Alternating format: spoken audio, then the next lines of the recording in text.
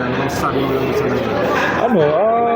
Sabi ko lang siyempre, nag-apologize ako kay Glenn. After nung nangyari, second half okay na kami. Wala naman na kaming problema.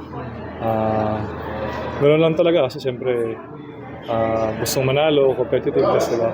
Ang mali ko lang, in that moment sa situation na yun, I wasn't thinking about the team.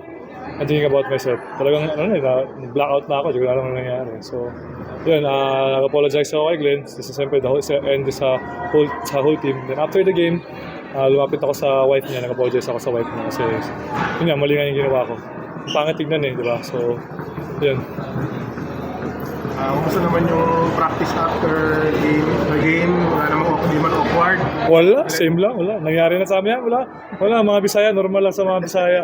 After no, lokohan pa rin, wala. Kaya yung mga sinasabi ng ibang tao, parang normal lang yun. Hindi mga pinaniniwalaan yun. Hayaan mo sila magsalita. Basta kami ni Glenn, okay naman kami, wala kaming problema. Well, nag-worry ka ba na yung parang yung nangyari, magiging distraction for the rest of the series? Knowing na yun naging usapin siya sa social media ng mga fans. Hindi naman. Siguro saglit nung game mismo. Pero after, hindi na kasi okay naman na kami ni Glenn eh. Hindi naman kasi kailangan palakihin pa di ba? Yung mga tao lang papalaki. Pero kami, hindi mo kailangan palaki kasi ang main focus namin is to win the series and then go to the finals and then maybe win the championship, di ba? Yun ang main focus namin. Kaya after nung nangyari, sa bench, nag-sorry ako sa kanya. Sabi ko sa kanya na nabigla din ako, di ba? So yun, pero okay naman na kami, wala naman problema. Lolokohan nyo lang kami.